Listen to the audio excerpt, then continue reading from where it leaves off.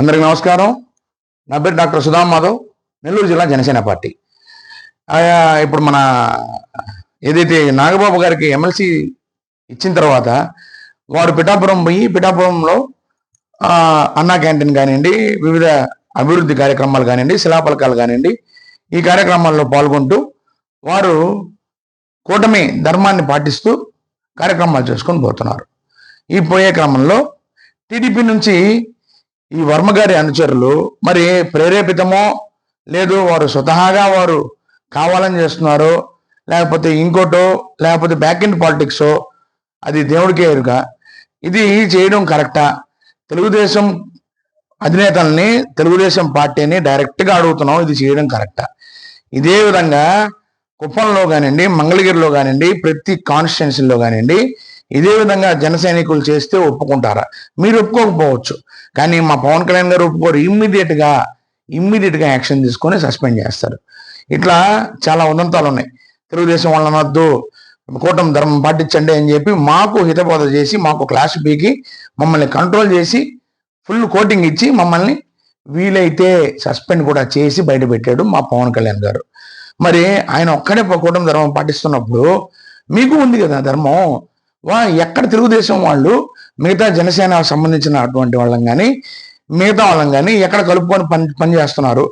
వాళ్ళకి రావాల్సినటువంటి 30% కానీ ఏ విధంగా ఇస్తున్నాడు? ఏ దీంట్లో కూడా నామినేటెడ్ పదవుల దగ్గర నుంచి చిన్న చిన్న పనుల దగ్గర నుంచి ప్రతి దగ్గర కూడా తెలుగుదేశం వారు జనసేనను దూరం పెట్టడమే.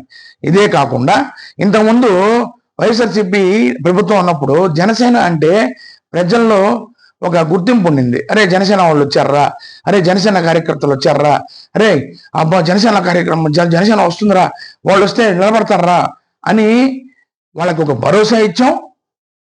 ఎదురుగా ఉన్న గవర్నమెంట్లో ఉండే వైఎస్ఆర్సీపీకి ఒక భయాన్ని కూడా ఇచ్చాం. ఈరోజు పరిస్థితి జనసేన ఎక్కడుంది అనే పరిస్థితి వచ్చింది. రావడానికి కారణం కేవలం తెలుగుదేశం మాత్రమే. ఇది 100% నిజం. ఎవరన్నా ఒప్పుకొని తీరాల్సిందే. మమ్మల్ని, మా కష్టాన్ని, మా భుజం మీద మోసిన మీ జెండాన్ని కలుపుకొనే మీరు ఈరోజు కూటమిలో భాగస్తులుగా మీరు హైయెస్ట్ సీట్లు గెలుచుకొని ఎవరు అవునన్నా కాదన్నా మంచి పొజిషన్లో కూర్చోబెట్టారు. కేవలం పవన్ కళ్యాణ్ గారు జైలుకి వస్తే మిమ్మల్ని పరామర్శించడానికి మీరు చేతులు పట్టుకొని మీరు బాధపడ్డని ఆ బాధను చూసి ఆయన ఎంతో దయగల హృదయుడు కాబట్టి ఇంత పెద్ద ఆయన బాధపడుతున్నాడే, మనం కలవాలా, దేశం బాగుండాలా, ప్రజలు బాగుండాలనే కంటెంట్లో మా బాస్ ముందుకు వచ్చాడు. అదేవిధంగా మేము మోస్తున్నాం. గత 10 సంవత్సరాల నుంచి జనసేన జెండా మోసే కార్యకర్తలం కాబట్టి ఈరోజు మా కడుపులో చాలా బాధ ఉంది. మాకు కమిటీలు లేకపోయినా ఇంకోటి లేకపోయినా మా పార్టీ ముఖ్యం, మా జనసేన ముఖ్యం, మా పవన్ కళ్యాణ్ గారి మాట ముఖ్యం అని నిలబడుతున్నాం. దీన్ని వాళ్ళు అసలు ఎవరు పట్టించుకోకుండా మాకే ఎదురు చెప్తూ మమ్మల్ని కీతగా చూస్తూ అవమానపరుస్తూ వ్యవహారం చేస్తే ఎవరు ఊరుకునే సమస్య లేదు. పిఠాపురంలో నాగబాబు గారిని అవమానిస్తే మాత్రం వేరే విధంగా ఉంటుంది పరిణామాలు, పద్ధతిగా ఉండదు. మాకు తెలుసు తెలుగుదేశం క్యాండిడేట్లు ఎక్కడున్నారో అక్కడ గలబా చేయడం మాకు తెలుసు. ఇది పద్ధతి కాదు.